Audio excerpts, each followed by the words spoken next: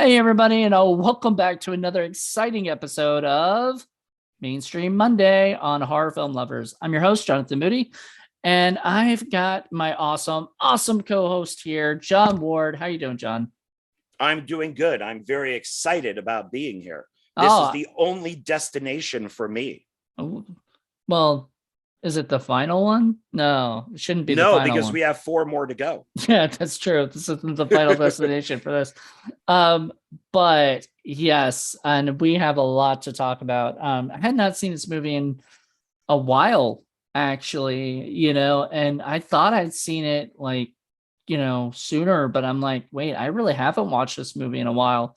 And I'm very happy I got to see it again, having not seen it for, a while, because now I can kind of look at it sort of on in different eyes, a different perspective.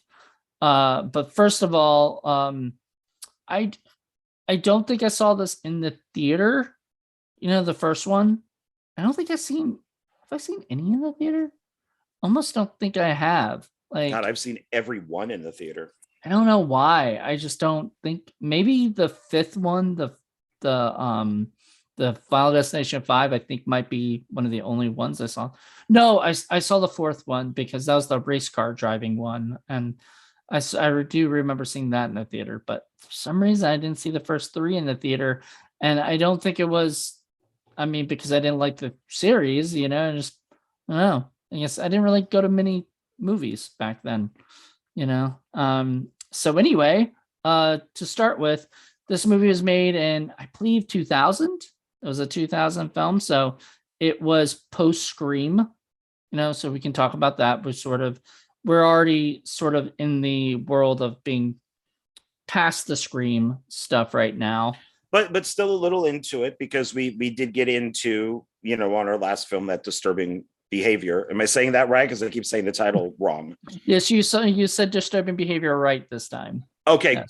good. Because Strange Behavior is the one that I keep calling it, because that's an Australian movie that kind of deals with the same thing, where like people are taken over, which is why it's called Strange Behavior. But this one, because it had Katie Holmes in it, and it was made by X-Files people. This one, Final Destination, was meant to be an X-Files episode. Oh yeah, that's right. Yep. It was Yeah, originally supposed to be a X-Files episode. That I guess the one that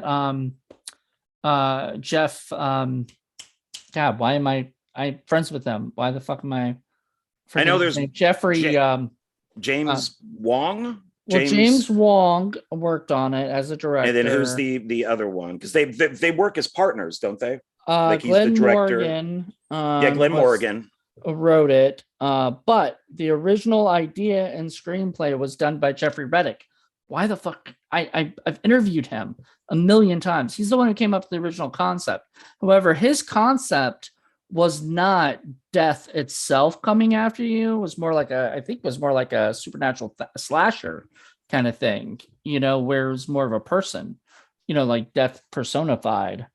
But I don't think like many of the stuff that ended up being what Final Destination is really about, other than because originally it was called Flight 480 or whatever for yeah, I think, or just yeah. So the original title was God dang, Flight. Wow. So this is going to be interesting for everybody to see me looking around for this.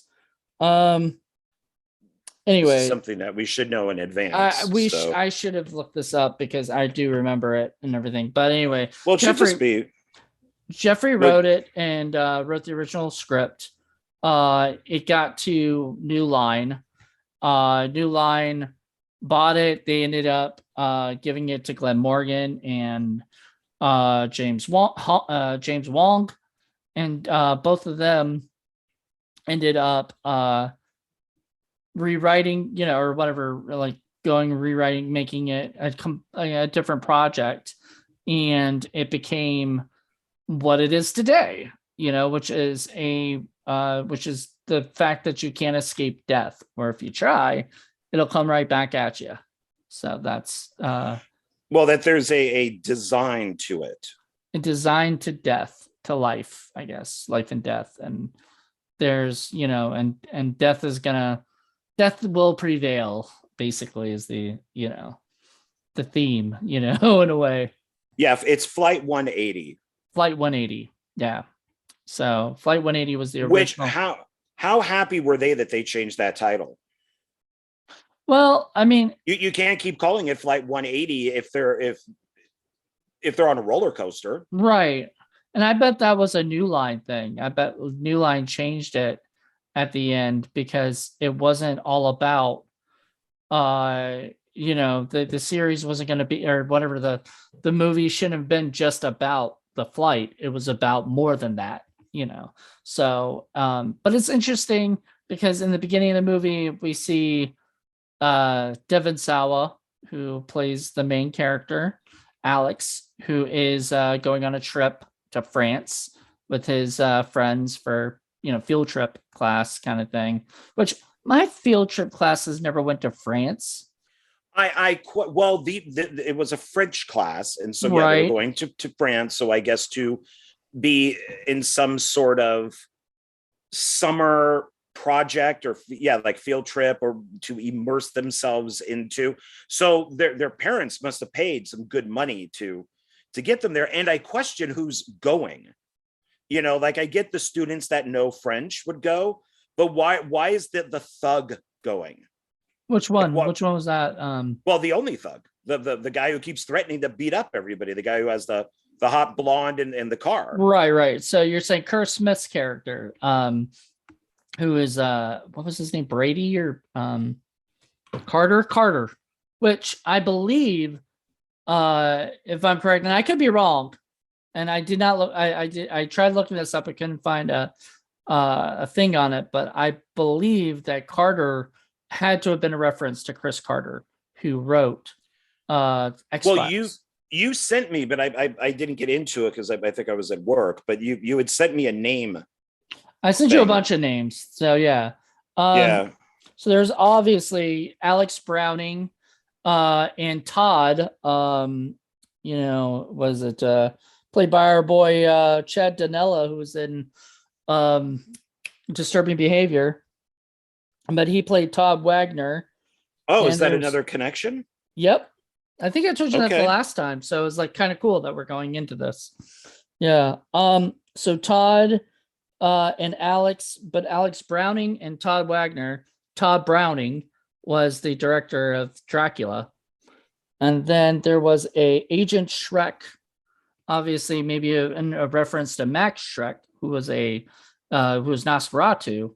And I was wondering why, what is the thing with that? Like, I mean, were they just kind of thinking, oh, this could be kind of cool to make references to like vampire stuff, but movies that they like, or yeah, it just seemed weird if they're both vampire references and this is not a vampire movie or anything, which I guess I like that better because I'm kind of getting sick of people making like, taking names of like famous actors from a certain thing, well, like you always know that it's a low budget indie movie when you have Sheriff Carpenter and Mayor Spielberg. Or how about Colonel Raimi?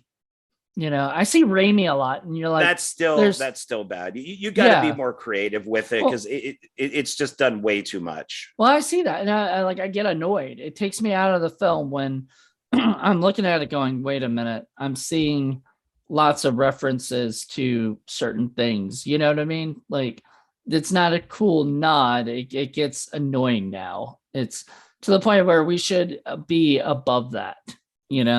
However, this movie was made in 2000, so I'll forgive it.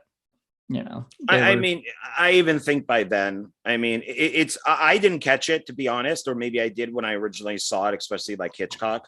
But yeah, that's right. Billy Hitchcock was one of the guys' name. Like, really, I've never heard any other than every time Alfred Hitchcock has played a role or somebody's played a role of Alfred Hitchcock, I've never heard that name ever used. And for good reason, because like anytime you hear that name, it takes you out. It's, it's like some people have specific names that you will never, be able to sort of, do right. Inspector Tarantino. Exactly. Like, you know what I mean? Like after that, you're like, okay, this is obvious, So. Well, that's why I don't think, and I've never written into my scripts unless it's important. I never give last names.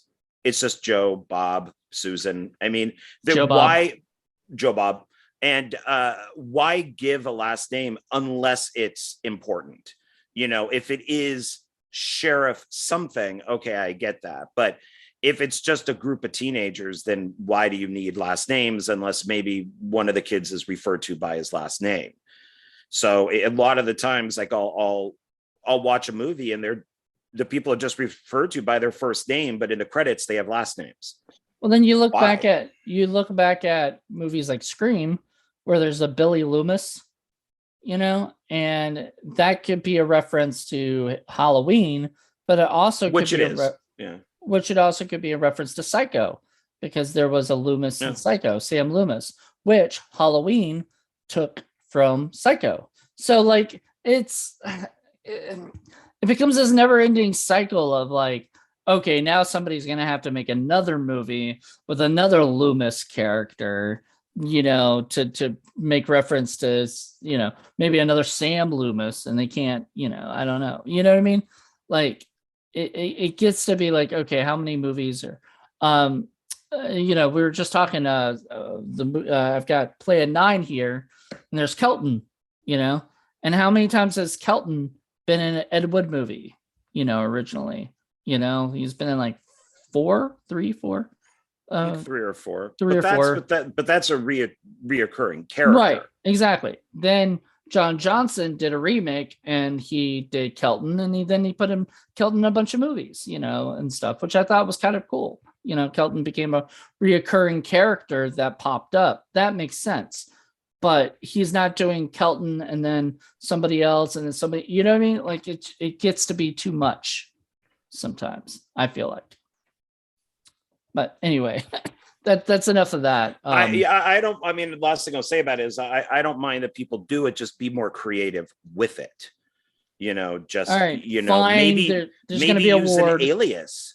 The directors use aliases. So maybe use an alias and go, so when it's Thompson, maybe and you can go, oh yeah, that's actually so-and-so's alias. So I use that name instead of the real name, because that's Hooper's been used way too many times. I'll find a place to put in a Ward. It's okay for my next movie, because nobody's named Ward out there. I don't even think I would catch that. I'm sure you would. I'm sure you would with me. That's true. I remember somebody once a long time ago called the character John, and I read their script, and they're like, "Do you like that I named the character after you?" And I'm like, "Oh, I had no idea." Yeah, well, that's very, very, very hard to tell.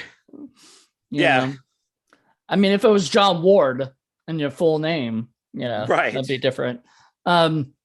Which then they couldn't say at the end with, no names were based on anybody, blah, blah, blah, blah. They actually had to say one of the names was based on, somebody. So, whatever. Anyway, to go back to the movie. So they're going on a plane, but before they go on the plane, I guess he starts seeing things like little signs, one of the weirdest ones was when he was, Alex was looking up at the, I guess it was like the listing of like departures and arrivals and stuff for the planes, and he looks up and the list is like shaking a little bit or something, and then it says, well, it's flipping all the signs, but it says departed.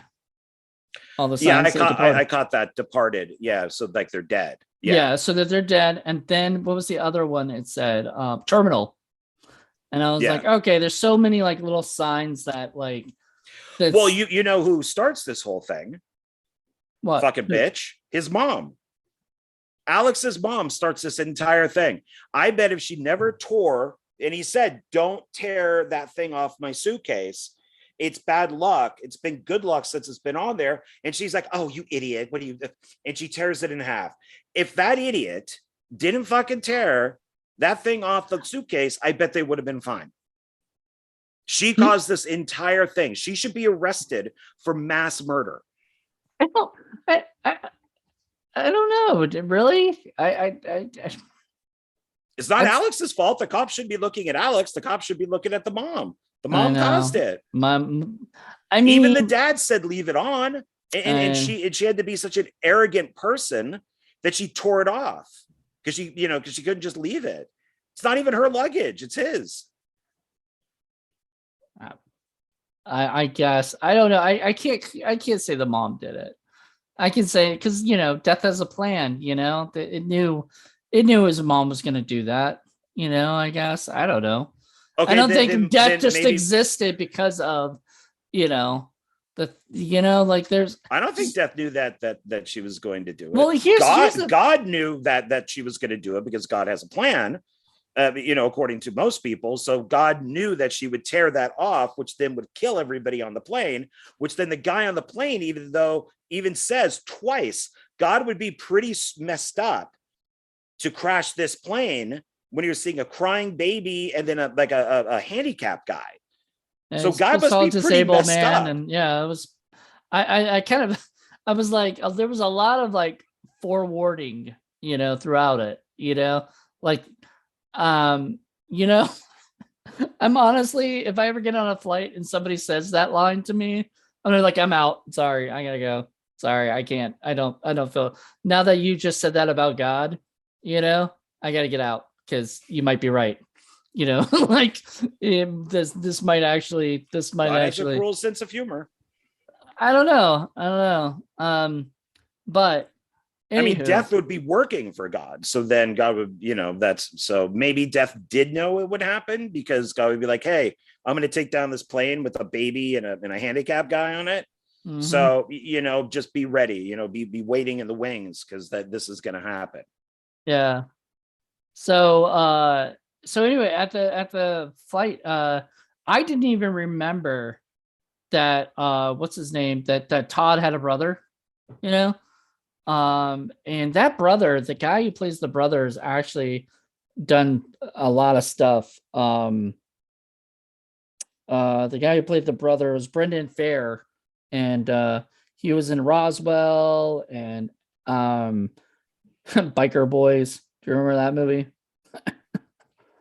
Probably not. Biker Boys with a Z. With a Z. Yeah. Yeah, I never saw it, but I remember the poster for it. Yeah. Yeah, he was in Silent Night as well, the remake with that Steven C. Miller did. Yeah, he's done a lot of stuff, but I just remember him from Roswell and at that time he was in just a bunch of things. Like he was The Forsaken. That was the other one I was trying to think of. The Forsaken, where they were like vampires, I think. I saw that long time ago. Well, also stars the guy who plays the dick character that you, the one who was treating everybody like the hostile one that you didn't like, Carter, but Kerr Smith, who's actually, interestingly enough, is going to be at Scares I Care weekend this end of July. So I'm going to be meeting him, and I'll be telling him I did a review of Final Destination. I absolutely loved him in the movie, but I've loved him ever since Dawson's Creek, and he was one of the second season. He was one of the ones that came in. Oh shit. There's another connection. So far you have like what, 2 or 3? That's right. So we're still hanging on, man. We're still hanging on. Man, that's Kevin funny. Williamson just won't go away. I mean, Final Destination is a very Scream-like stuff because, like, I believe that's what they were always looking for at that particular 2000 and up. Is like, okay, I remember this has nothing to do with this movie, but of course, because I like to go on little things. There was a friend of mine, I'm not going to say who, was an actress, and she was talking about a filmmaker who was new, and was asking her, she's like, I want to make a movie. Should I make a movie like Scream? Should I make a movie like Scream? And she was like, no, make your own original movie. This was 2010s, like and actually maybe a little early, around that time, maybe a little earlier, but like Scream, like Scream was one of the most popular movies at that time that everybody sort of copied them, in some way or another, even if they did it unintentionally, this was in the horror genre, would you agree? Well, yeah, because it reignited the slasher film. And this was sort of its own little slasher film without having a person slashing everybody. I would say the first one is more slasher than the other ones. They really kind of get into the wind blowing and the camera moving around in the other ones, and I think this is much more, because it is it's stalking them. If they want to, if death wants to kill them with water, the water follows them. I know. I've never seen that in the other movies. You don't see that in the other movies. And that was sort of, in a way, that was sort of a little, I don't know, it's kind of cool, but kind of like, okay. Because like the one death has, Todd, the water like trips him, makes him fall or whatever. And then when he's dead, the water just disappears. And so that if reverses, and so reverses, it makes it look like he committed suicide. Yeah, so it sets it up so it made it look like he committed suicide, but in the other movies and whatnot, it never really does that. It was always, it looks kind of, it keeps making it look like it's an accident, instead of suicide or something. This well, is it's darker. more of that. God, I'm blanking on the name, but it's the the mousetrap game where you do one thing here and it sets off a whole bunch of different. Are you talking about Mousetrap? Well, the game Mousetrap. Yeah, but it's called Mousetrap. Yeah. Right. And you do this one thing here and it sets off a series of different things, and then it ends with the mouse being trapped. There's a name for that. It's something cube, something. I'm blanking on the name of it. Help me out here. We're smart people.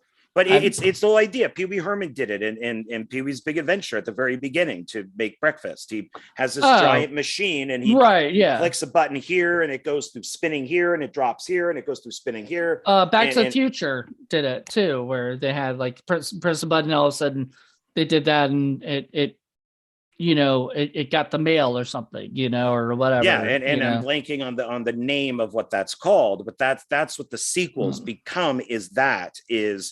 It's more of the match will catch this on fire, which then will go to this, which will then go to that, which will then go to this, and then the person will get killed. In this one, it's almost like it's following the person, right, instead of the traps being set. And this is one of the only ones, I think, if I'm correct, because we are going to watch the other sequels after this. So just letting you all know, all 5 of these will be discussed by us. But the in the movie, when the person is about to die, they send a signal to Alex. Alex sort of knows, like there's a fan blew and it knocked off this paper, and the paper flew, and all of a sudden it's just a Todd, TOD, and he's like, oh crap, Todd's next. So he goes to Todd's house, and finds out he's already dead because he didn't make it in time. And so it warns, Death warns him, but I don't remember Death warning the first people, and then next one, maybe they do. But why would Death warn him? I was wondering about that. Like, who is warning him that this happens? So he throws the paper into the fan. Well, the it happened. Paper says Todd. That can't be Death. That Can't has be to be death's something else. else. It has to be something else because it was the same something else that warned him to get off the plane, you know? Right? Like he saw the vision of what's gonna happen, right? In the first movie, or in the first like what 20 minutes or whatever it was. So he sees he sees the vision of death happening, and then he like freaks out and he takes off and or Here tries it to is. take off. Okay, so because I was bugging me, so it's the Rube Goldberg machine. Okay.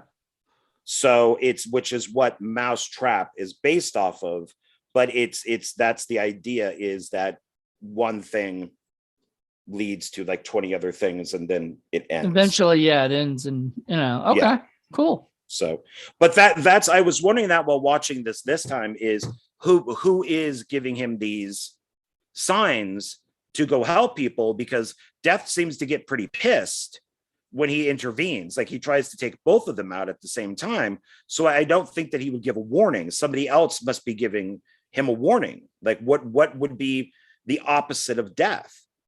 Who would be trying to, I guess, God? foil? But God has a plan. I don't know. So But see, God wouldn't be, does God have a plan? Because like, well, it's a contradiction. There's free will and there's God has a plan, which contradict each other, which I find hilarious. So you can't have free will if God has a plan, and you can't have a plan if there's free will. Right. So it can't. So if anything, God would say, okay, well, I know on this date, Alex is going to die in a plane crash or a plane explosion. Like I said, Death, I need you to stand by because I need for you to take all these people. And then he escapes with the other people. So God's like, okay, go get them. Go get them. That was not part of my plan. You think God works with Death, right? Or whatever. I would say in a fictional way, yeah, that God would be the boss and Death would be working, for God. And then God would say, yeah, I'm going to blow up that boat. I need for, just. So would you say the opposite of God would be Satan? So do you think Satan is the one that's giving him these plans so that he can foil everybody? And maybe, I mean, I've always thought that Satan's got a bad rap. So, maybe we've never heard his side of things. Yeah, but see, he's just delaying the inevitable sort of thing, where he's just saying, okay, we're going to save these guys, but okay, so there's one point where Carter is stuck inside the car on the train tracks, and I guess somehow or another Alex knew the thing would rip, the stuff. I don't remember. The seatbelt would rip. I don't remember how he figured that out. Like what? Like I must have missed that for a second or something. But well, the passenger seat, it was already broken. It was torn. Yeah. So I don't know if that was some sort of message. But he said something that, yeah. He says he saw it. Yeah, and I don't remember him seeing it. So that was strange. I mean, unless he's clairvoyant, or because it's premonitions that he's having. Well, that's what everybody keeps saying, because everybody keeps thinking he's some kind of like psychic or something and has these magical powers. Like even Sean William Scott is asking him the whole time, if I ask this girl out, is she going to say yes? And he's like, no, leave me alone. Like, I don't know, right? And I love that, because he's just like, and everybody's terrified of him, even the teacher, which you do not see that in the sequels either. You do not see anybody like terrified of this person, of the people, like she is absolutely, and I don't remember that at all, but like she does not want him anywhere near her, because apparently, right, yeah, she's like, you weird me out, stay away from me, right? And I've never heard a teacher freak out like that. Usually teachers are like, I'm sorry, blah blah blah. Like she's leaving, she's moving, But to go back to the tear, he tears him up and he takes him out. So something let him know that the tear is happening. Unless he actually is getting like these premonitions and he's clairvoyant and all that, normally they give a reason why. So if you watch like The Dead Zone, it's because he gets into a car accident and he's in a coma. And then when he touches people, he could see either what's going on, he could see the past, the future, all of that stuff. So there's normally a reason, like a knock in the head. I think in the book for The Dead Zone, it first starts with him almost drowning in ice water. It's in the TV show too. But in the Cronenberg movie, it's from a car accident. So with here, we don't get any of that. Like at no point is he hit in the head or has an accident or anything. It just, and I don't think any of them do that the person just sees it. So it's so weird. Like, okay, so we also have to talk about Tony Todd in the movie playing Bloodworth, who in he's in a couple of them, you know, and the third one he's just a voice, you know, or whatever. He doesn't have the he's like the carnival voice. I think he's the voice for the roller coaster, right? So in this one, he's Bloodworth, the guy who works at the morgue, who seems to know a little bit more, you know, about death and death's design. And he's the one who kind of explains. He's the exposition man, you know, here to explain to Alex what's going on. But there's more to him that we don't really get to, you know, and I'm wondering if he has something to do with it, you know, but it's never explained. So like, we don't know. I mean, if I remember correctly, he knows what Alex's name. Right. But I don't think my thought says I'm Alex. I know, but what I could think of is like, you could always read the paper, see the person, news. I guarantee you this is all over the news. People could say that, because when I heard it and he said Alex didn't even flinch when he said his name. He just assumed this guy knew exactly who he was, you know, like, remember, he didn't say, well, how did you know my name? You know, I also don't think two teenagers could just walk into a morgue and say, I want to see my friend. I think you'd have to probably get the parents' permission and paperwork done and stuff like that. So, well, unless they are talking to Bloodworth, who I think I feel like he didn't even work at the morgue. I felt like there was something more with him. Like maybe he was the one helping Alex out. Well, wasn't it for a while, like once the movies really started getting into the sequels, that people were saying Tony Todd was deaf? Yeah, well, he wasn't deaf. I don't think. Like some people are saying that, I think. But I don't. We'll find out if that's more of a thing as we go through these again, because I haven't watched them for a while. But I think after a while there, because his voice keeps popping up or he pops up, that I think people were kind of going, oh yeah, he's deaf.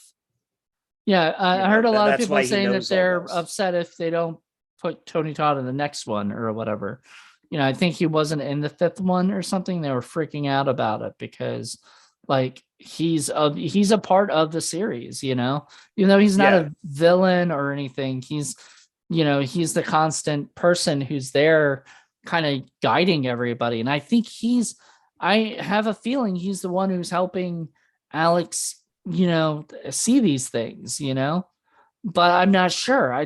There's no, and they kind of leave it open for you to kind of, you know, think of that for yourself. You know what I mean? Well, it's kind of like, did you ever watch that show that eventually got canceled called True Calling? With Liza Dushku? Yeah. Where she works in the morgue and then she touches the body and she has to solve the mystery of why they're dead. It kind of reminds me of that in a way, that, you know, that Tony Todd knows something that we don't know. They're not telling us why he knows these things. Wasn't Soul Survivors also in the morgue a little bit? And that was also Liza? That was awful. That was, she was in that. That was awful. But wasn't that also set in the morgue or something, like, or have to do with like the dead people coming? See, it's funny. I don't know. That's another one we'll have to eventually do because Oh it's God, no. terrible. I Yeah. remember hating it. Like it was almost 2 hours, and I thought it was boring as fuck. And it was just like, oh my God, this is bad. And it took me like But years to. it's a Kevin Williamson style kind of thing, like Wes Craven-ish kind of like they tried to go that route with it, but it didn't, it was terrible. I think we should do the suggestion that I sent you. Once we get up to that point where we need something new, I think those work more on a Final Destination level. So without saying what they are, but They were more just sci-fi, not horror, though. That's the problem. We gotta. it depends on how you look at it. I mean, the first one is incredibly violent. I mean, Yeah, it's true, and very. All right, we'll talk about that later, and yeah. we'll let people I know. mean, I guess Soul Survivors could sneak in here. It'd just be nice to have that connection. Yeah. So somehow, even with one thing, like a producer or something, but yeah. But I still think Final Destination, the first one, it still holds up. I think it's well directed, well written. It's obviously there's questions, but it's well acted. I think the cast is pretty good. I liked everybody in the cast. I loved Sean William Scott in the movie. Like it just felt so out of place. Disappeared from Hollywood one day. I don't know. He's popped up, but he's popped up time to time on television or other things, I guess he made enough money to he could do that. Yeah. Well, and it's funny because like American Pie came out in 1999, and this like in 2000, this movie came out, and it's like the furthest from Stifler that you can possibly get, and I think that was his plan, was to probably. Not get typecast as Stifler, for the rest of his life. Which I mean, isn't a bad thing to get typecast as. I mean, it's a fun character, but I hated Stifler. Really? God, did I hate that character? Because especially in, I think it's the wedding one, American Wedding, that he destroys all the plants. Like they're in a freezer and he destroys all them. And like he basically ruins the wedding. And he fixes it, but they forgive him. And it's just like, no, I'm sorry. This guy fucked up your whole wedding. Why are you forgiving him? Like, if you didn't invite him, this would have never happened. And well, they didn't want to invite him originally. They weren't going to. I think he just shows up. Yeah, and then he ate shit. So I mean, in the movie, remember he ate shit and smiled. I like, to me, his character just never changes much. No, he seems to grow through the film, and then he matures, and then they make another movie and he goes right back down again, and then he grows again, then he gets more mature, then he goes right back down again. and it's almost like kind of in the new Jurassic Park Dominion, and I mentioned this in my review of it, that was it DB Wong, who's the scientist that basically created all of this from the first film to the last. He's the one who creates the locusts that are killing everything. And then he creates, spoilers, but it's been out long enough, that he creates the kind of anti-locust that killed the locusts, and then he's redeemed. But it's like, no, we're now on movie 6. If you look at from movie 1 on, this guy has killed a lot of people. And he's always about greed, and it's always about stealing, the like the genes and all that of the dinosaurs. And then at the end, he's redeemed. Why? You've killed a lot of friggin' people, dude. And it's like Stifler. It's like, you're just a fuck up in every single movie. Why do people put up with this? And it's obnoxious to me. I'll just say that DB Wong needs to be in more movies anyway. Just gonna say that. I love him. Like he was great as Dr. Wong in the Law and Order Special Victims Unit. And not with that hairdo that he has in Dominion. Oh God. I don't know what haircut that was. It was some weird mullet. I don't know what he was doing with that thing. But go back to this movie that we're talking about, because we kind of just sidetracked. Stay on topic. Exactly. So yeah, I mean, this movie was a lot of fun. It was enjoyable. Like there was the deaths were original at that time. you know. Which death is your favorite? Which one do you like the most? It's hard to say. Probably Stifler's, the Sean William Scott, what was it? Hitchcock's death, because at the time that I originally watched it, I was not expecting it, even though they're basically showing you what's about to happen, right? They're showing, I mean, they're not hiding it. Like this thing's shaking, it's gonna fly out, or whatever. They don't hide anything. They showed, and I wonder maybe that's why his name is Hitchcock. Is Hitchcock was the guy who did the whole bomb thing. Is you can do it two ways. You can show the guy delivering the bomb and putting it under the table where the audience knows the bomb is there, or you don't show the bomb and the audience doesn't know it's there. And so you can build it two ways. And I wonder if, because his name is Hitchcock, that we, the audience, know what's going to happen, but the character could be coincidence. But I kind of thought about that when, while watching it, but his death is pretty funny. I remember being shocked in the theater, but laughing at the same time. Yeah. I was just like, wait, his head just got like tore off, clean and off. And he kind of stands there for a moment and then just falls over. Yeah, and he like shakes for a second and then. And I'm laughing now because it is funny. I know. I like the snotty girl getting hit by the bus. I thought okay, so back then that was sort of not expected, but nowadays I see it so much where something hits somebody and you know what I mean? Like it's just too it's just too overused now. But back then it wasn't. I mean, he spots the bus. He has that premonition in the glass, and he spots the bus. But that could happen to anybody. I mean, she's not paying attention, and she kind of just, I don't know why she wouldn't notice that she walks from the sidewalk onto the street, but she just backs into the street, and anybody could be hit by a bus. So it's almost like, okay, was that? I mean, I guess because he had the premonition, I guess it was death, but. I mean, literally anybody who's not paying attention. I mean, people have just, while looking at their phone or reading a paper or a book, have walked off a sidewalk and been hit by a car, a taxi, a bus, a truck, because they're just not paying attention. But it's so gory that everybody gets just splattered with blood that I think that's my favorite one. There's a lot better ones. I like that in the sequels, they get more creative and more bloody, and they still stay R.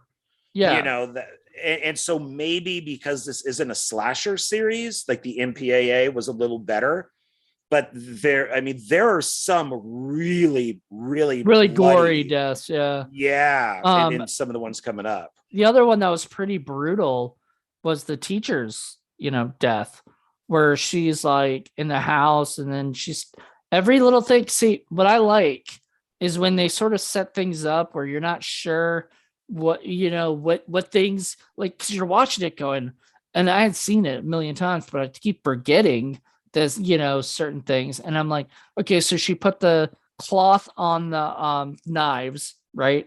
And then she walks around, she puts stuff on the fire, it starts a fire, it starts this thing. All of a sudden she trips, falls because of something. And a lot of the things she did to herself, Water is a big thing in this. Yeah. And so she trips and falls. She slipped on water again. Yep. And then she tripped on water, and then like she's like holding on to things, she's like bleeding, she's like basically crippled at this point. She's like whatever, and when Alex runs in to help her out, he thinks he can help her and everything, but nope, Death's like, screw you, dude.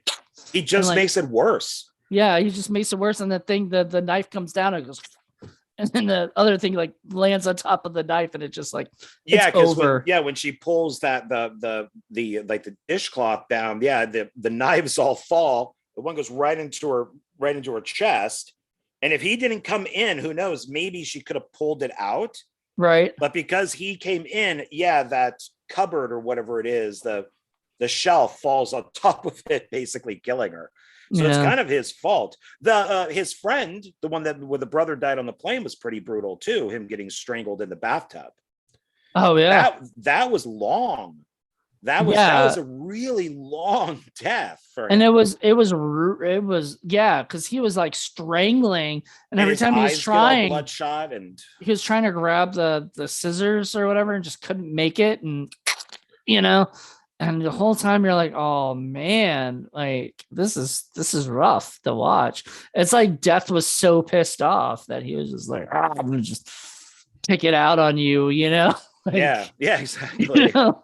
And that once I'm again supposed to be on vacation, and you know.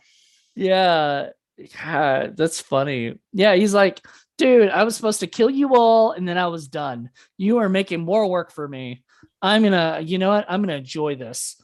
You know? Yeah, because all the stuff with Ali Lauder at the end, where he's trying to, you know, Death may be female as far as we know, but where Death is trying to kill her in the house. I don't think death is a thing. You know, I think death is a. Is the death pronoun is just they? yeah. I don't think it's them? a they. I don't think it's a them. I Is don't it think an it's it? anything. I maybe it, but like it's just it's just is, you know. I'm and the way that they do this is cool because like if it were a dude in a Grim Reaper costume or something killing everybody, you know, this would have been a shitty fucking movie. You know, You do get a shadow. You do see a shadow a few times. You do see shadows that kind of like disappear and stuff, which is kind of neat. I like that. But yeah, I don't think that continues to be a thing. I think that that was just the one movie. So I wonder if they, you know, if they decide to remake this, which I've heard they are, or if they're going to do another sequel. I think they're doing Final Destination 6. You know, because at some point somebody is going to have glasses where they put the glasses on and they could see the Grim Reaper. What the cool. Grim Reaper looks like, and then they take it off and it's not there. It's going to be like They Live, you know, he's going to put the sunglasses on and there's the Reaper, takes them off and the Reaper's not there anymore. That'd be interesting. Because they're going to say, you know, we got to show it at some point, you know, kind of like the Blair Witch or whatever it is. It's like people want to see this thing. Mm-hmm. Final Destination. What was it? What was it? No, Are You Afraid of the Dark had an episode where they had a magic glasses, you know, that she got from a magic shop or whatever. And when she put them on, she could see people from another world, you know, like another universe kind of thing, you know. Okay. And they noticed her, you know, and stuff, right? And it was like it was creepy. It was one of the most creepy episodes of Are You Afraid of the Dark, considering that's a kid's show, right? But like, you know, the idea of like if you could put on glasses so you could see things that you're not supposed to see. I mean, it sounds like They Live, because it's kind of probably live, they notice that he can see them, right? And that's sort of maybe a reference to They Live, like, or a homage or whatever.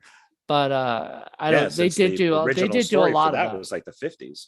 Yeah, they do a lot of that. They do a lot of homages and inspirations, you know, from different stuff in Are You Afraid of the Dark, because, you know, it's tales, you know, for kids, but it's like tales that people have probably seen before or something, but just, you know, changed. And sure. And this film, I mean, itself, Final Destination, sort of does that too, where it's sort of the tale of like, you know, just the idea of, you know, escaping your death, you know, and everything, and being able to cheat it. You know, I feel like that's probably been done before in other movies in some way or another. I don't know. Maybe it's 100% original. I don't know. But I mean, maybe a Twilight Zone or Outer Limits or one of those shows, you know. I feel like it'd be more Outer Limits, because those go a little above and beyond. I think Twilight Zone, I don't know, those are pretty good too. They're all sci-fi, so. Yep. So yeah, I really enjoyed it. I'm trying to think of what else. So what do you think of the ending then, right? So we got the three characters that survived, the jerky guy who's no longer jerky, and then we got, you know, Ali Lauder, no longer jerky. Okay, he's no longer a jerk. That annoyed me a little bit, because you don't see him helping out Alex or Clear. We keep calling her Ali Larder, which is her real, you know, her actor name. Oh yeah, her name is Claire. Clear Rivers, which I thought was an interesting name. You never really hear that before. But it's not like her parents were like hippies or something. But well, are you saying Clear or Claire? It's Clear. It's Her if name you is. look I at thought it was Claire. it's Clear. I will show you on here. Yeah, real quick. that's Clear. Clear. That's clear. Yeah. Yeah. Clear Rivers. Oh, Clear. Okay. It's not Oh, Claire. It's not I Claire. kept hearing it as Claire. No. I didn't. Oh, okay. Yeah, it was Clear Rivers. You know. Maybe because it sounds like Claire. That's how I was hearing it. Yeah, it sounds like it, but like, and people Clear is a weird name. Yeah, I know it's a little weird, but it kind of sets her apart. She is sort of apart from the group. You know, she's more of a. So it's a weird name because if you use it in trailers and stuff, let's say for part 2, Clear is back. Clear. Claire is back? No, Clear is back. It just doesn't work. But okay, whatever. I guess that was her name. That's her name. Yeah. Looking on IMDb. That's how I always known it. Because every time I heard it as Claire too, but it's actually Clear. And so once I figured out it was Clear, that's all I've ever been calling her. She's okay. Yeah, I always thought it was Claire. All right. Okay. Never knew her last name. You learn something new every day. They say it in the movie. They say her last name. They say Rivers. But I don't pay attention to last names unless they're actually useful. We talked about that before. Yeah. So yeah, it's I don't get it, but okay.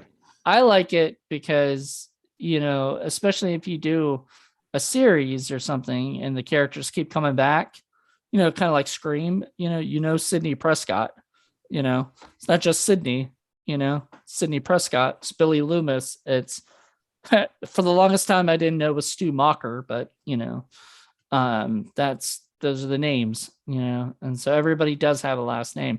I like giving everybody a last name because when you do, you're giving them a personality. You know, they're not just, you know, Dave number 5. You know, they're Dave Jones, who works at the record store, but because his dad is a alcoholic and he needs to help pay the bills. You know what I mean? Like it gives backstory and everything to them. It helps to create the characters in a way. So I like it. You know, I always give all my characters, you know, last names. I barely ever just do Alex, you know, because it's kind of boring, you know. But also I like looking up names and finding different things because it's fun for me. So there you go. I mean, my Maximus stuff has last names, but I don't think like the Meat Hook does. I think I just call them by their first name, but because I knew that it would be a series. I mean, that's the only reason why I did it. Right. All right. So you were talking about the ending, and Jerky Guy, aka Carter, does not show up and help him out. But yet at the end of it, they're all together. They went on a plane. They went to France together. To France, yeah. They're all best friends again, which we missed an entire time where all of a sudden there was 3 months. 3 months go by and there's no kind of like reconciliation. There's no, oh my God, now I'm a nice guy. I'm going to come hang out with you guys. He had an epiphany. Yeah, it would have made more sense had we seen a little bit of that, but I guess it would have been a little bit more time. Maybe there was a deleted scene of them all hanging out after everything, you know, or something. And they just cut it because of time, you know, which would make sense. But we don't get any of that. So I'm looking at them going, this guy's cool with you guys now? Like, when did this happen? You know? But oh well, you know, it wasn't too bad, I guess. I guess he had a come to Jesus moment and just became a nice guy. Yeah, I mean, Jesus, you know, apparently was there. I guess, you know, if you believe that stuff, Jesus was there all along. Maybe Jesus was the one helping them out. Maybe Jesus was like, dude, Dad, chill out. I need to help these guys. And God's like, what are you? Well, that's why God told Death, you know, okay, go do all this. And then, you know, he kind of went behind Death's back and he's like, hey, Jesus, come here for a moment. I need for you to go down and warn him. You saying warn he's sabotaging his own plan? Why would he do that? Yeah, because God has a twisted sense of humor. So then he has his son come down. He's like, when he throws that paper at the fan, I want you to make sure Todd lands on his leg.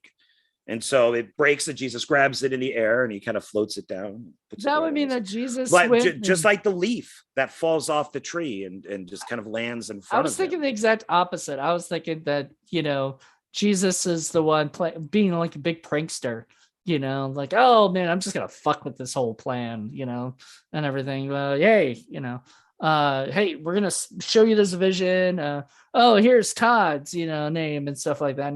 And God's like, me, damn it, Jesus, get to your room. You can't. Me, stop. Get to my room. Damn me. Yeah, that's what I was saying. Me, damn it. God damn it. Yeah. If I had to explain my jokes, it's sad. But anyway, I don't know. It was. I got it.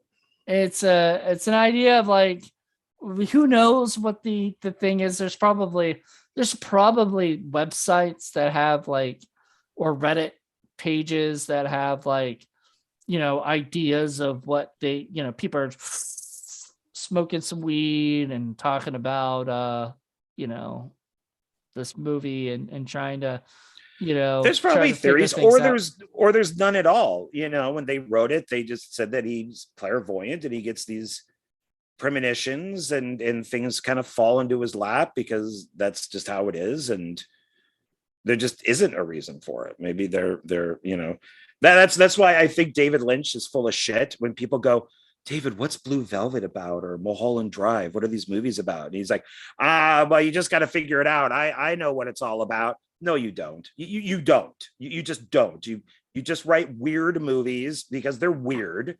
Yeah. And you probably don't know anything. That's why you're not saying anything. And that's, you think the Elephant Man is weird? Come on now. That's a depressing movie. I cried in the theater when I was a kid when I saw that. That's when I think I started to dislike people. Like, how could somebody be so cruel? People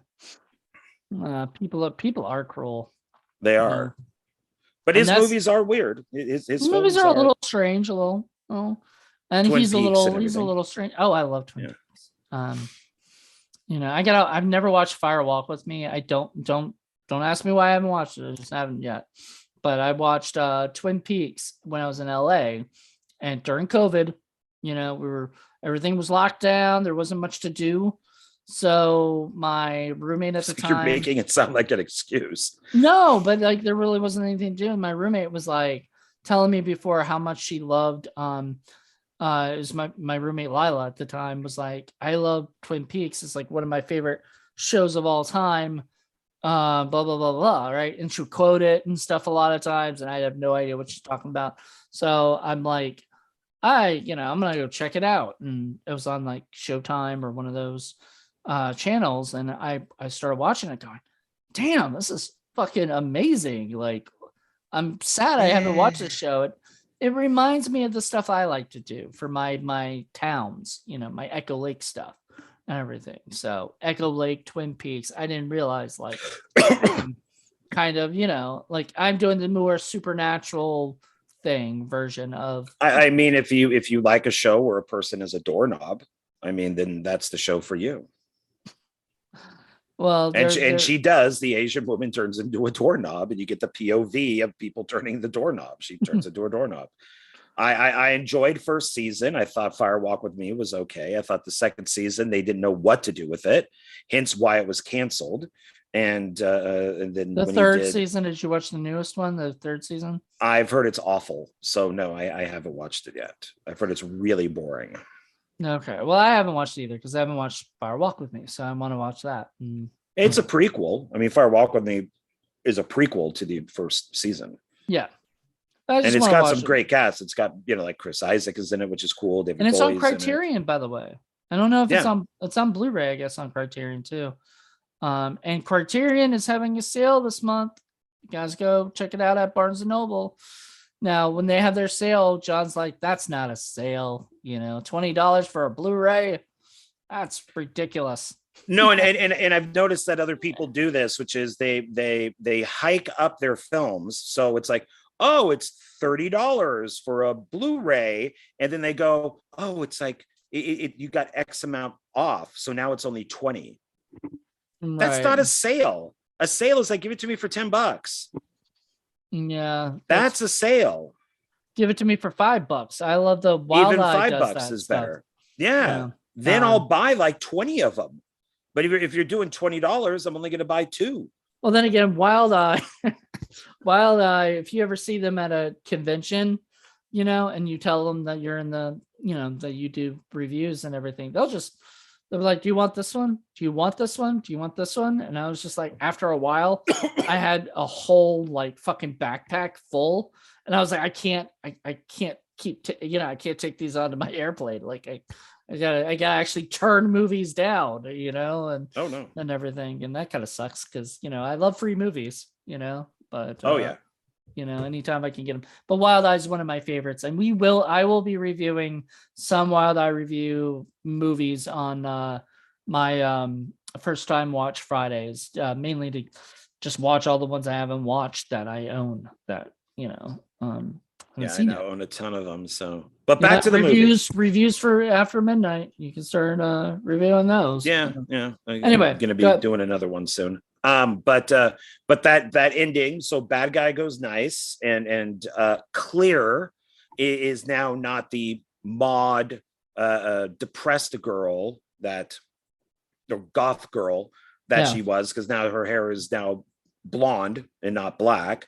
So I almost feel like that was shot on like a different time or something, and they were just like, oh, we need to get her back for this ending, and everything. Oh shit, she was just in Varsity Blues. Damn, she has the blonde hair again. Let's just whatever, right? That kind of thing. Well, it changes her character. It's shown that she's come out of her shell, and now she's got the boyfriend and all that, and she was calling him babe before then. I was like, wait, where did the relationship begin? Like, they weren't dating. I think when she believed him on the plane, that's where it began, because she mentions like we've been in the same classes, but we never talked to each other. So I'm going to guess that she probably noticed him, but he never noticed her.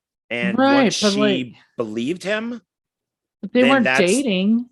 No, but I think that's kind of where it started, is her believing him, and then the relationship starts. Okay, I'll buy that, I guess.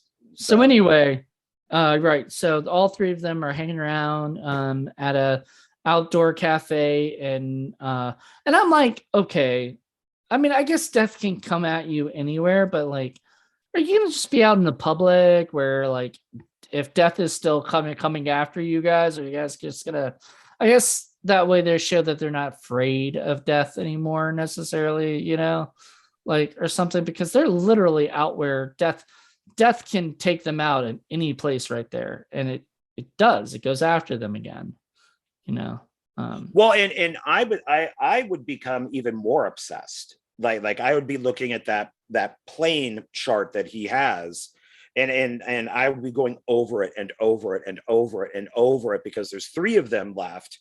And it's like, okay, did we defeat it? Did we not defeat it? Who would be next? Who would be, I'd be constantly looking at that thing, just making sure that it's done. It would be sort of a sucky life to kind of have to live this life where you have to be constantly on the guard of whether or not you're going to die, because like when you live your life right now, when you get off this podcast, you go to the kitchen to go get yourself some food, you're not going to be looking at that going, okay, is there water on the ground that could trip me up? Is there, Well, okay, to a point, I will agree with that. But so since I've been out here in Vegas, I've had 2 head-on collisions and 1 rear ender. And the last head-on collision was technically my fault, right? T-boned a taxi. And my brain changed for about 2 years. Yeah. Where I think what is it? PTSD. Yeah. Yeah, I had that, and I would not, this was done on a freeway, and I would not drive on a freeway. I would not drive over 55. If I didn't have to drive anywhere, I wouldn't. And I was dating somebody at the time, and it drove them nuts. And I'm like, I don't want to be behind the wheel. I would actually be shaking. And it was bad. And I know. and I and mean, I get over that. time, I got over that. So I would think that that to kind of go back to what you were saying is I think at least the main guy, Alex, I think that he would be really kind of obsessed with this whole thing. Like if Right. they're sitting outside and he'd be kind of like, what's here? What could kill us? What's going on? Right. You And know, he wasn't. He was more calm, which I mean, I guess is okay because like really there's if you know for a fact because you yourself you had PTSD and you didn't think death was coming after you, like you didn't have this feeling that death was trying to get you, like a paranoia that you're just more noticing things that you normally wouldn't well, notice. I do have to say though that's it's I'm an atheist, as you know, but I kept saying to my girlfriend who's Catholic, I kept saying, if this is God, it's really fucked up. Because why would I have two head-on collisions? Why would I have a rear ender? Why would I have? But yet, when I went to a concert and GPS took me some weird way, my car, my front tire hit like a weird hole, and Mhm. I didn't know that it broke certain like oil lines and things like that. So I was really only using one brake. And because my car got hit because it was rear-ended and I took it to a car place, the guy's like, hey, if your brake is broken. Same sort of thing happened to me. Um, so I'm driving down the road on the interstate. Is it 199 or whatever it was? And I was driving down the street, and a all of a sudden, like my steering wheel jammed, right? And I tried. I had to swerve off the road, and I swerved off the road, and then I spun around, right? And from one side of the road to the other side where there were people coming from the opposite direction, or whatever. Like I was going one way, then there were other people going this way, all the way around. I did not hit a single person, right? So later I went to go get my car back, and they said that the brake rotor had broke in the car, right? Somehow or another. And they said out of all the times that they've been there doing that stuff, that has never happened. That is not that's not a thing that happens. And I was like, so was that like planned? That was supposed to happen? It's I don't know. And I'm still an atheist. So, after all of this, but the guy told me with my brake, he goes, if you were to brake on the freeway, like just suddenly, like all of a sudden everybody stopped, there is a good chance your car would not stop and you would rear end the person in front of you. Right. And so by this girl rear ending me and me having to take the car to the shop and then finding out about the brakes, I was able to get it fixed. So you So didn't, it was, yeah, it didn't even, yeah, wow, okay. yeah. So I don't know. Weird shit happens. And my girlfriend at the time was like, dude, you're an atheist. Why do why would you say, why would you blame God for this and all that? And I'm like, because it's really weird. Yeah. Who has two head-on collisions and a rear ender, and then has to take the car in and then find out about these brakes I'm in the same way. And this kind of follows the whole Final Destination thing. So I don't think we're too much off topic. But no. when I first moved out here, my work went to Fremont Street. And I got one of those really large drinks that has like a combination of like 20 alcohols in it. Right. And I don't know if it was the alcohol or I got roofied, but at some point I blacked out. I woke up in my bed. My car was perfectly fine. My keys were there. My wallet was there. I didn't spin crazy. And my car was perfectly parked. And I even looked on the internet, like runaway car kills 5 people, that type of thing. Nothing like that. Right. And I've had people tell me somebody was looking out after you. Somebody was looking out after you. Because I have no idea how I got from Fremont Street and my car being parked to my parking space at my apartment. because they were like a good 5 miles, 6 miles, or whatever away. But somehow, being blacked out, I found my car, I got home, and I went to bed. You didn't go to jail. I didn't go to jail. And it's actually the last time I ever drank and drove. So, because I had two experiences that's the thing is like, that's why I'm glad. Well, I don't drink anymore. Actually coming up on the day that this comes out next week, it'll be like right up to my like 2 days before my 9-year anniversary for being sober. Good. Well, congratulations. Thank you. So God willing, God doesn't take me out before then. After this thing, I don't know. God's listening. But I mean, you are sitting in a plane right now, and the guy by you is freaking out, so you may want to leave with him. I will. I'll follow Alex. But and I would have, like, if I heard somebody saying that, like this place is gonna explode, even if by some chance or another it doesn't, it didn't, and everything was like didn't happen, I would have been happy being off that thing just in case, because I'm one of those people that don't like chance, don't want to take the chance. I don't know if I would have. I might have been kind of like the bully guy, and just been like, dude, you're an asshole, sit down, or something like that. But like they mentioned, when they get tossed off, there's only a 3-hour gap. Right. So it might be worth it to get off the plane if somebody is freaking out like That's that. what I'm saying. Like, but even if I had to go home, and not go to France, I mean, my parents would have been upset for spending thousands of dollars on me. And that could have been cheap.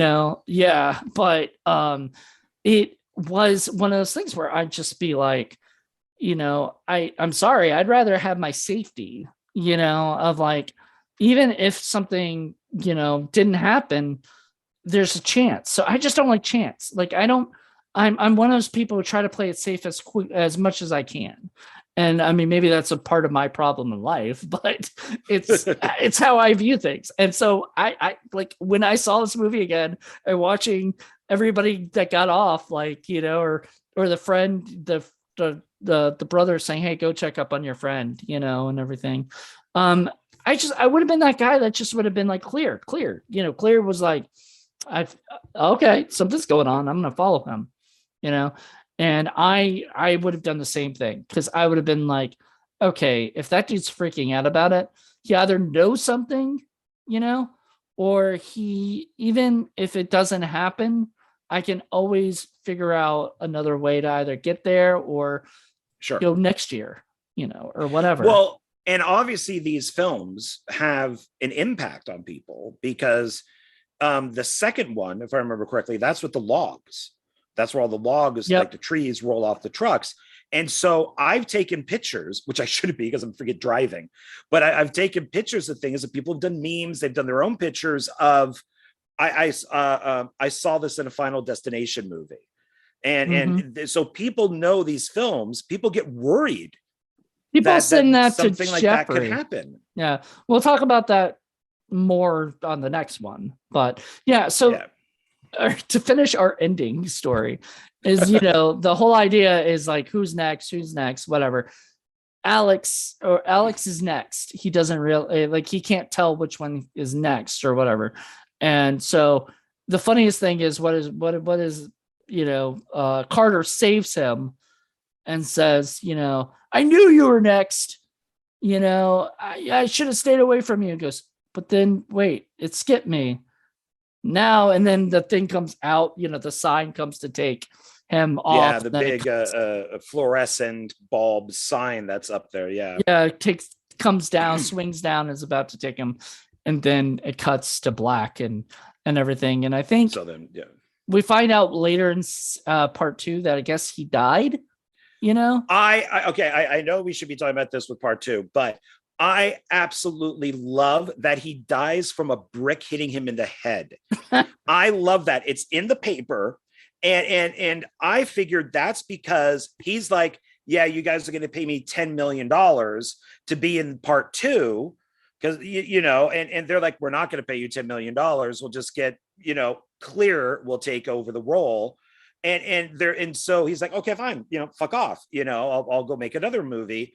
And the writers are like, what is the dumbest death? How can we, slipping on a banana peel? What if just a brick hit him in the head? Yeah, that's it. Nothing fancy, nothing huge. It's just he's walking down the street and a brick hits him in the head. I love that. Good for you, writers. So it's one of the few times I praise writing, Right. because it was obviously a fuck you to him.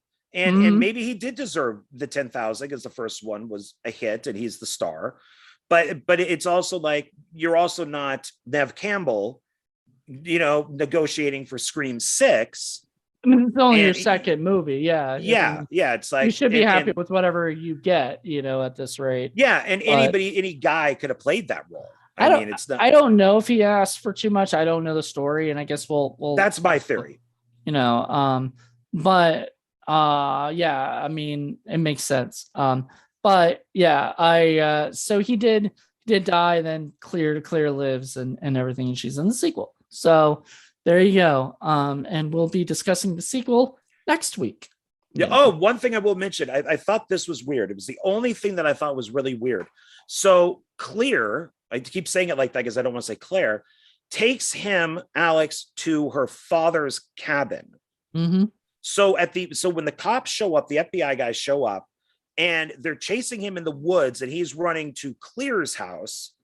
How far away is that cabin?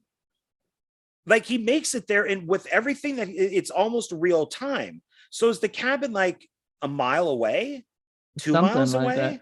Which, I mean, you would think most cabins are like 20 miles away. I know, and you would think like maybe, you would think that maybe she would have brought him to a further out than her house, like, oh, I have this cabin in my backyard. Basically, because he does it because of her stuff being in real time. He's running in real time. So and her whole scene is like 10 minutes. Right. So let's just say it took him 20 minutes to run there. And he's falling down hills and he's tripping over trees and all of that type of stuff. So 20, 25 minutes or whatever it is. Why wouldn't the cops, if they're looking in the area for him, go, oh, look, there's a cabin. Right. There's like a cabin. Let's just go check out this cabin. Yeah. Because by car, it'd be like 10 minutes away. And what he should have done is got into a police car somehow or whatever, like, snuck into the police car without the police noticing, something, and then drove down the road, because that would have made more sense. But unfortunately they didn't do that. They did it where he's running, because it's more I guess it's more dramatic and whatever. So anyway, that's the only thing that bothered me watching it. I get it. That I didn't even think about it. I don't know why I didn't think about it. I just went with it, but now that you describe it like that, I'm like, okay, that's a little, and the other thing I was very happy was the dog got away, because yes, that would have upset me. Yeah, that would have me too. But the dog got away, and she got away. She lived, through it or whatever. And Death is still pissed off and coming after them. And it's nice to see. And then 3 months goes by and they haven't been. How many attacks have they had with Death coming after them? I guess none. And then Death kind of, remember, I don't like the whole 3-month thing. Remember, I have problems with that in the other films that we reviewed, but there really is no, I wonder if maybe this is like a tacked on ending or whatever, because then I guess Death, well, a film titled, Death Takes a Holiday. So I guess maybe Death took a holiday and then said, oh, look, they're all in Paris. I'm done right now. I've dealt with them once, and this is a lot of work, oh, look, they're going to Paris and there's 3 of them. I'll get them all at once. Yeah. So, but it's and you would think that there would be some sort of, because it's only 3 months, that there would still be some sort of investigation going on. Makes me want to go watch Final Destination 2 right now. I was going to watch it yesterday.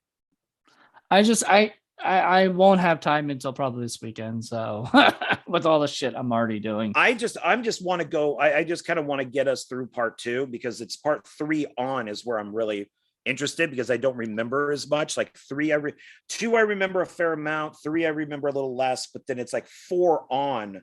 I don't remember much. I don't remember much either. Yeah, I remember what the deaths were, but I don't remember. Like I remember what like sets everything up.